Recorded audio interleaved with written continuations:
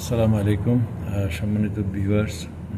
আমি আজকে আমাদের অন্তর্বর্তীকালীন সরকারের সফলতা এবং ব্যর্থতা, আসলে সফলতাটা সাধারণত আমাদের চোখে খুব একটা পড়ে না, কিন্তু ব্যর্থতার দিকটাই সকলের কাছে প্রকট হয়ে দেখা দেয়।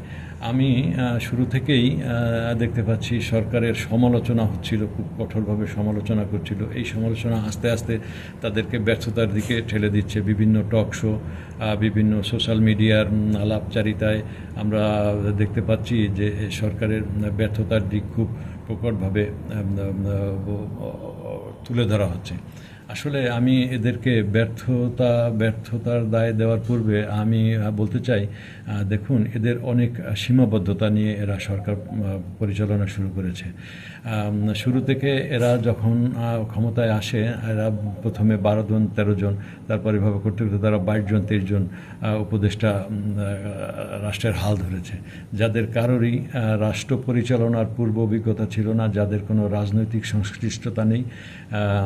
কিন্তু এর বিপরীতে যা রাষ্ট্রে পরিচালনার ক্ষেত্রে যে ধরনের আমলা প্রশাসন যন্ত্র দীর্ঘ 1.5 যুগ ধরে বহাল তবিয়াতে কাজ করে যাচ্ছেন, তারা বিভিন্নভাবে বিভিন্ন রাজনৈতিক দলের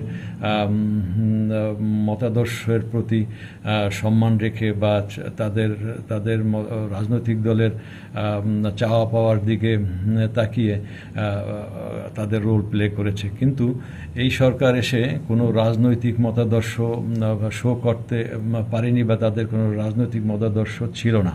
তারা একটাই আদর্শ নিয়ে এসেছে, সেটা হলো সততার সহিত জনগণের সেবা প্রদান করা। এখন এই সততার সহিত সেবা প্রদান করাটাই হয়ে গেল তাদের জন্য একটা বুমেরাং। কারণ সততার সহিত দীর্ঘ 53 বছর স্বাধীনতার পরে দীর্ঘ 53 বছর সততার সহিত রাষ্ট্র পরিচালনা হয়েছে, সততার সহিত সব কিছু হয়েছে, এটা আমরা কখনো দেখেছি বলে মনে হয় না। এখন এই সৎ কথাটাই যখন সবার সামনে এরা নিয়ে আসে, তখন এই প্রশাসন যন্ত্রে যারা দলীয়ভাবে ইনভলভ না, তারাও এদের বিরাগভাজন হয়ে গেছে। কারণ সৎ হলে সকলেরই অসুবিধা। সৎ লোকের ভাত নেই, একটা কথা আমাদের দেশে প্রচলিত আছে।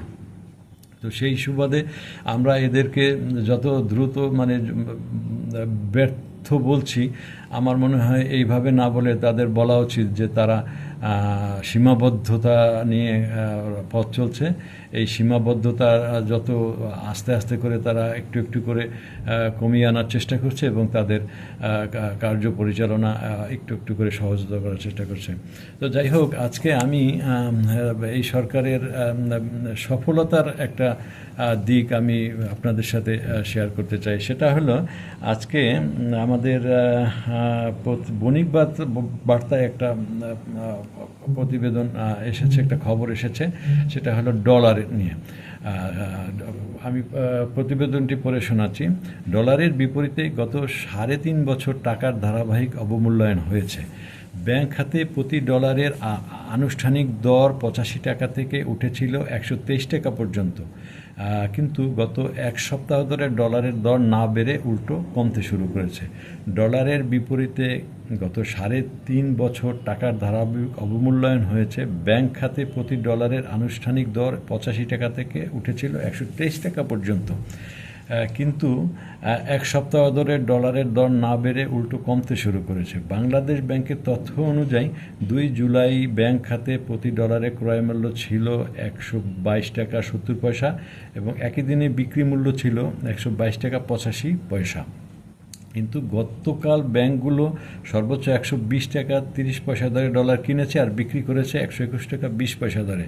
সেই হিসাবে গত এক সপ্তাহের ব্যবধানে দেশের ব্যাংক খাতে ডলারের দর প্রায় 2.5 টাকা কমেছে। এর আগে জুনের শেষ সপ্তাহে প্রতি ডলারের দর ছিল 123 টাকা। ব্যাংকের পাশাপাশি খুচরো বাজারেও, অর্থাৎ কার মার্কেটেও ডলারের দর কমেছে। রাজধানীর মানি এক্সচেঞ্জগুলি জানিয়েছে, তাদের মানি এক্সচেঞ্জগুলির তথ্য বলছে, জুনের মাঝামাঝিতে প্রতি ডলার 126 টাকা লেনদেন হলেও তা এখন 123 টাকার নিচে নেমে এসেছে। বাংলাদেশ ব্যাংকের নির্বাহী পরিচালক বণিক বার্তাকে বলেন, বাংলাদেশ ব্যাংকের পক্ষ থেকে গত 14 মে ডলারের বিনিময় হার পুরোপুরি বাজারের উপর ছেড়ে দেওয়া হয়। ওই সময় অনেকেই ধারণা করেছিল ডলারের দাম আরও বেড়ে যাবে। কিছুটা বেড়ে গিয়েছিল, এর কথা সত্য, কিন্তু আমরা দেখেছি জুনের শেষ সপ্তাহ থেকেই ডলারের দর নিম্নমুখী। আর গত এক সপ্তাহ ডলার প্রায় 2.5 টাকা কমেছে।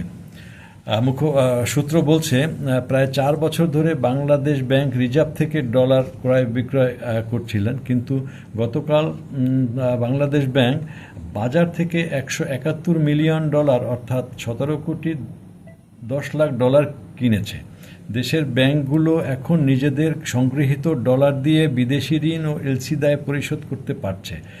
আন্তঃব্যাংক ডলারের বাজারও সচল রয়েছে। এগুলো দেশের অর্থনীতির জন্য বড় ধরনের সুসংবাদ। প্রসঙ্গত উল্লেখ করা যায়, দেশের বাজারে ডলারের অস্থিরতা চলছে প্রায় 4 বছর। 2022 সালের জানুয়ারিতে যেই ডলার ছিল 185 টাকা, 2023 সালের জানুয়ারিতে তা উঠে দাঁড়ায় 103 টাকায়। 2024 সালের জানুয়ারিতে তা 110 টাকায় ওঠে। আবার ওই বছর জুনে বিনিময় হার নির্ধারণে ক্রলিং পেগ নীতি অনুসরণ করে বাংলাদেশ ব্যাংক, তখন ডলারের দাম 1 লাফে 118 টাকায় গিয়ে ঠেকে। চলতি বছর জানুয়ারিতে বিনিময় হার বেড়ে 120 টাকায় স্থির হয়। আর বিনিময় হার বাজারভিত্তিক করার দিন তথা 14 মে বাংলাদেশ ব্যাংক খাতে প্রতি ডলারের দর ছিল 122 টাকা। এরপর ডলারের দর 123 টাকায় উঠেছিল। তবে 2023 সালের শেষের দিকে কার্ভ মার্কেটের ডলার 130 টাকা পর্যন্ত গিয়েছিল। এরপর বিভিন্ন সময় বাজারে প্রতি ডলার 126 থেকে 130 টাকায় ওঠানামা করে। এখন কার্ভ মার্কেটে প্রতি ডলার লেনদেন হচ্ছে 122 থেকে 123 টাকায়। এই যে ডলারের মানে স্থিতিশীল অবস্থায় ফিরিয়ে নিয়ে আনা, এর পিছনে হয়তো রেমিটেন্স, প্রবাসীদের রেমিটেন্স একটা মুখ্য ভূমিকা পালন করেছে। কারণ 2024-2025 অর্থ বছরে 3033 কোটি অর্থাৎ $30.33 বিলিয়ন রেমিটেন্স এসেছে। আর এই ধারাবাহিকতা চলতি বছরও অব্যাহত থাকবে বলে ধারণা করা যায়, কারণ জুলাই মাসের প্রথম 12 দিনেই $107 কোটি রেমিটেন্স পাঠিয়েছে আমাদের প্রবাসীরা। সুতরাং রেমিটেন্সের অবদানকে অস্বীকার করা যাবে না, কিন্তু পাশাপাশি সরকার এই রেমিটেন্সের টাকা দিয়ে আমাদের বিদেশিদের যে দায় দেনা ছিল সেগুলি পরিশোধ করছে। পাশাপাশি নতুন কিছু ক্রয়ের জন্য রেমিটেন্স থেকে তারা অর্থ দিতে বাধ্য হচ্ছে। তো সব কিছু মিলিয়ে ডলারকে একটা স্থিতিশীল অবস্থায় নিয়ে আসা দেশের জন্য অবশ্যই একটা ভালো দিক বলা যাবে। কেননা কি অর্থনৈতিক অবস্থার বিবেচনা করা হয় আন্তর্জাতিক যে মুদ্রা স্ট্যান্ডার্ড যেটা আছে, ডলার বা পাউন্ড স্টার্লিং, যেগুলি শক্তিশালী মুদ্রা, তাদের তুলনায় আমাদের টাকার মান কতটা স্ট্রং রাখা যায়। সেই দিক থেকে আমরা বলতে পারি যে আস্তে আস্তে করে এদের এই ক্ষেত্রে কিছুটা সফলতা হচ্ছে বা আমরা দেখতে পাচ্ছি, বা তাদের সফলতা দৃশ্যমান হচ্ছে। আমরা সুতরাং এদেরকে, সরকারকে আমরা আসলে ওইভাবে সমালোচনা করলে হয়তো বা ওই ধরনের ব্যর্থতার দায় চাপিয়ে দিলে হয়তো এদেরকে মানসিকভাবে এরা অনেকটা বিপর্যস্ত হয়ে যেতে পারে। আর একটা জিনিস হলো কি, একজনের ভালো কাজের যদি প্রশংসা করা হয় তাহলে সে মানসিকভাবে অনেক চাঙ্গা হয়ে যায়।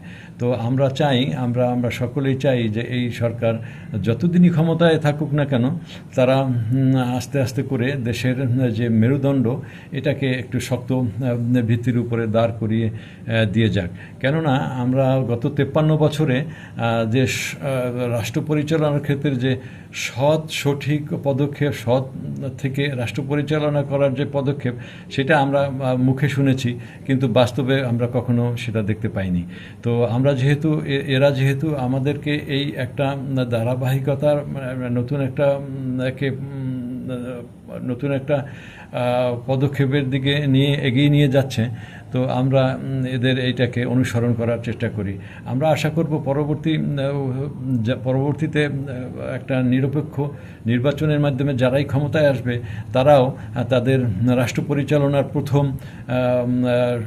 প্রথম এজেন্ডা হিসাবে সততার সহিত রাষ্ট্র পরিচালনা করবে, সততার সহিত জনগণকে সেবা প্রদান করবে, সততার সহিত রাষ্ট্রীয় কোষাগার থেকে অর্থ ব্যয় করবে, সততার সহিত বিদেশের পাঠানো রেমিটেন্সের ব্যবহার করবে।